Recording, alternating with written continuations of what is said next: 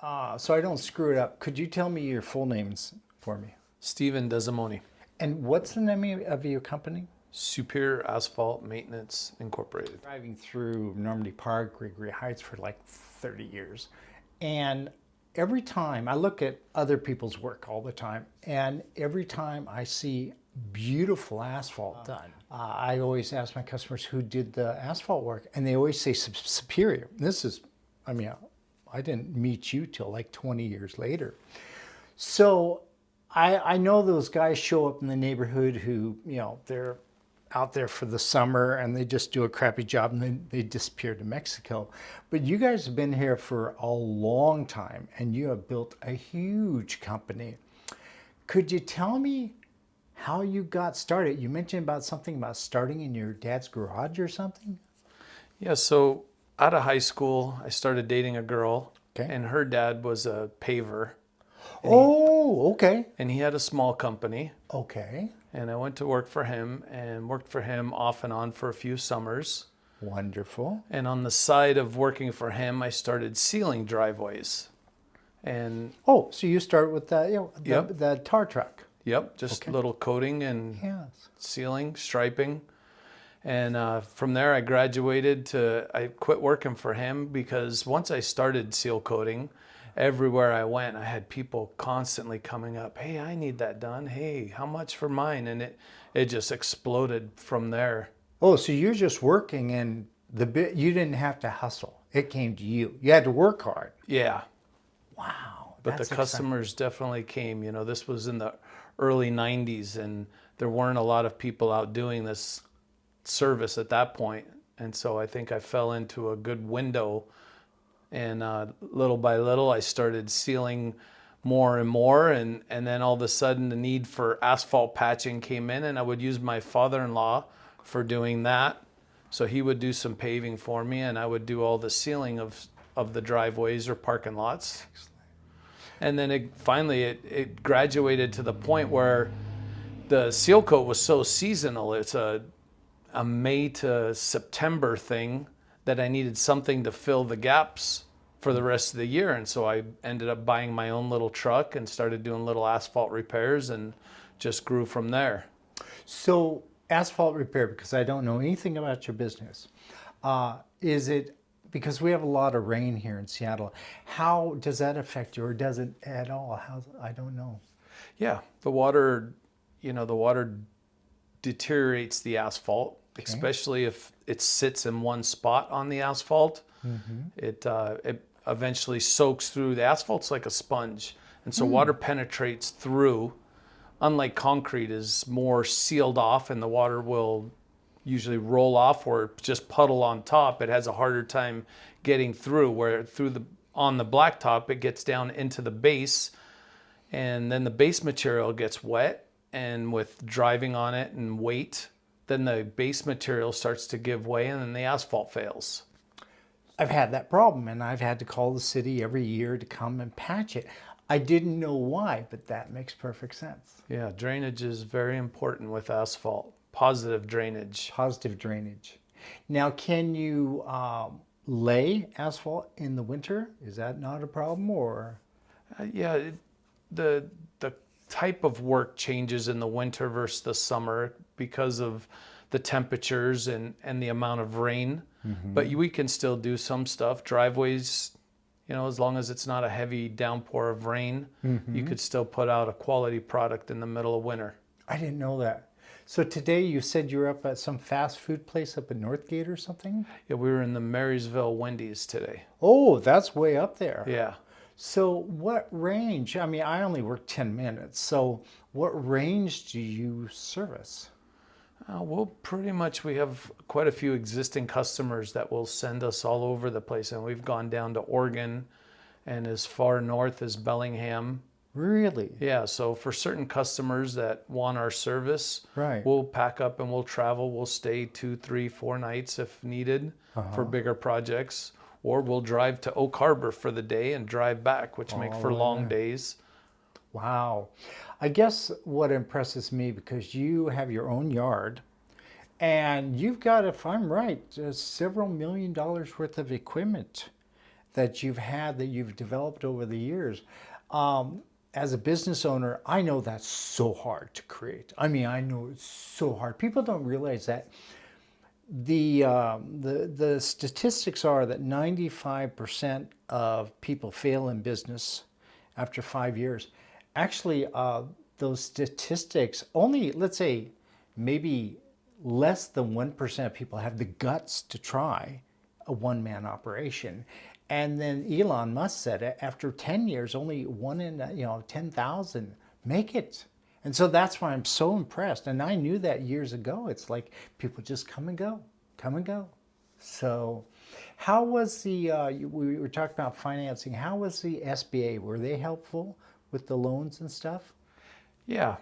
When we finally found a piece of property where we could locate and legitimately be there, we ended up getting a SBA loan, and it worked out well, except we had to run full term with the loan. We could not. We tried to pay off early the loan, and that was the only thing that we didn't necessarily like, because we were stuck paying the interest when we had the funds available to pay that loan off. We couldn't pay it off until it ran its term. Interesting. I've been approached several times by the SBA, and for loans and for my business. And what do I got? Squeegees. I mean, hello, it's not a big issue. So how long is, like I went on the website a couple months ago, and they're running about 7% interest. What is the length of the loans? I believe that was a 15-year loan on that SBA. Oh, that's a 15-year. Yeah. Wonderful.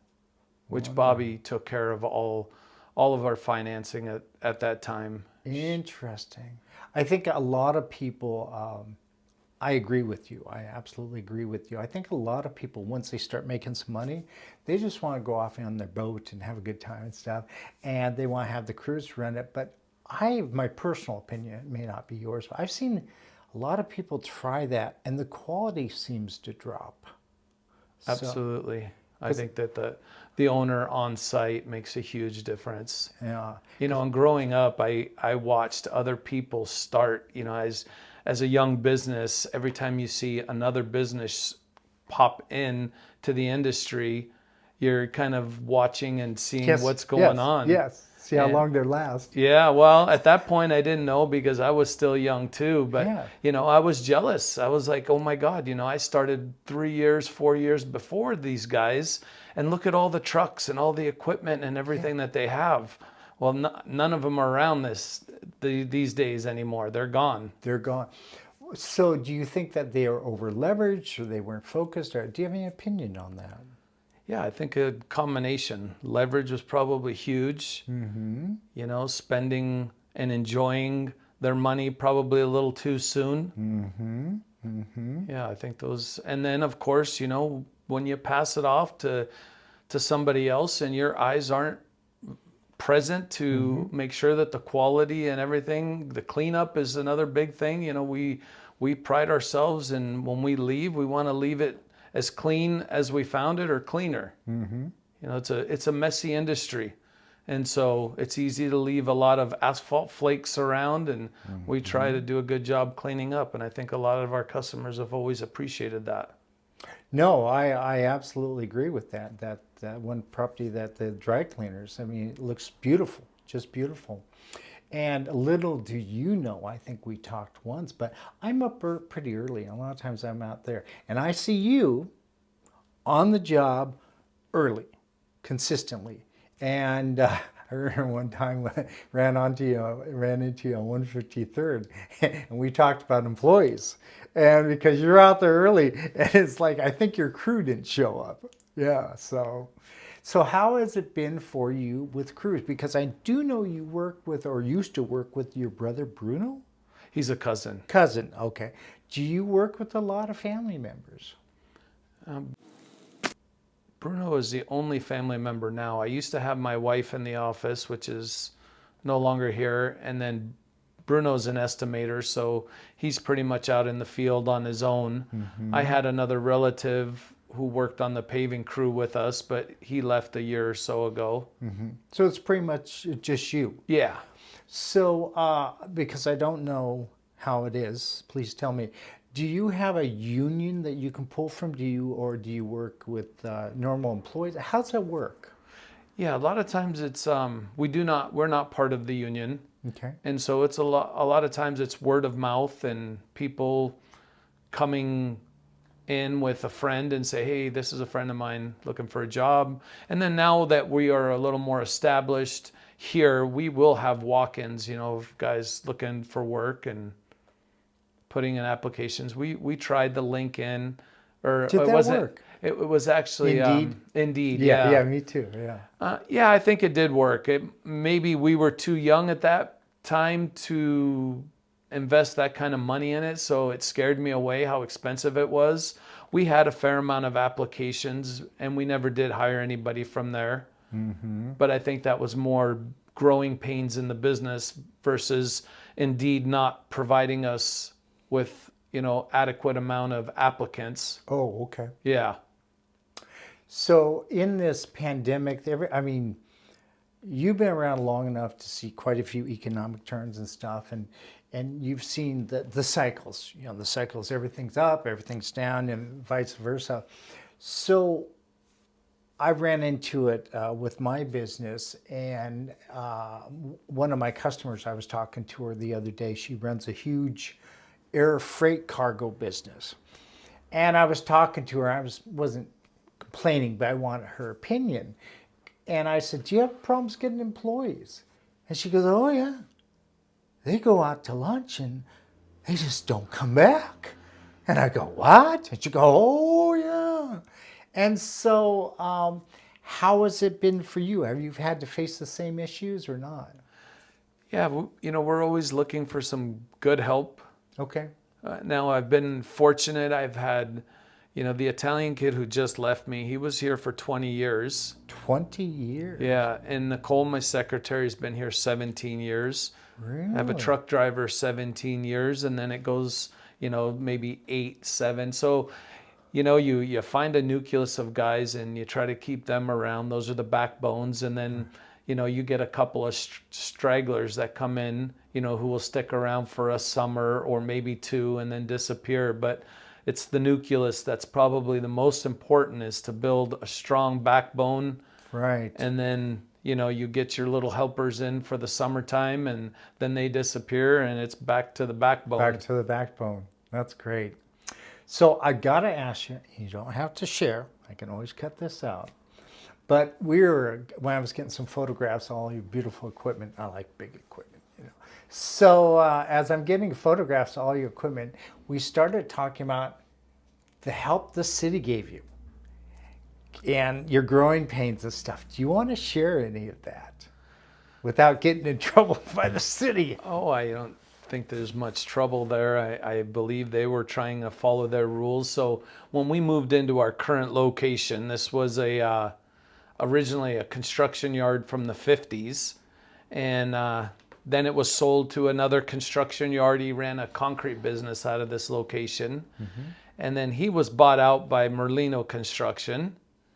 And then he kept the property and he was leasing it out to a landscape company. And at that point, none of the neighbors who moved in to the neighborhood after this property was already established as a construction yard liked this being here. Mm-hmm. And so because it used to be farmland. Yeah, probably. And now it's a neighborhood. Right. And this was one of the first here. And then they started building. So people were buying properties right next door to a construction yard, but then complaining about noise of a construction yard. Right. And so... Say no to drugs. Exactly. Yeah, so then when Zulawaga Construction left here, Dave kept the property, and then Dave was leasing it out to a landscape yard, and they eventually moved out, and it was vacant for 4 months. So the neighbors got real used to the quietness in the area, and that's when Dave and I worked out a deal for me to move in here. And boy, when I came in pretty hot and heavy. Very hot. Excited. And boy, the neighbors were up in arms, and they were running to the city and making complaints. And so we had to battle with the city on the fact that we were legit to be here. And Yeah.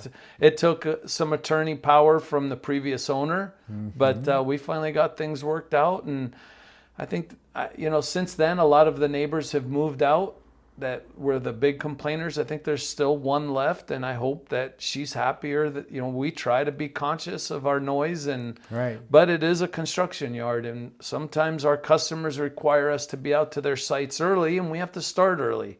Plus traffic. If you have to get somewhere, you want to be on the road early. Exactly. That's incredible. That's really incredible. Well, I'm just so impressed with what you've done. I mean, for many, many years, I thought to myself, I'm just shaking my head going, I'm not good at that.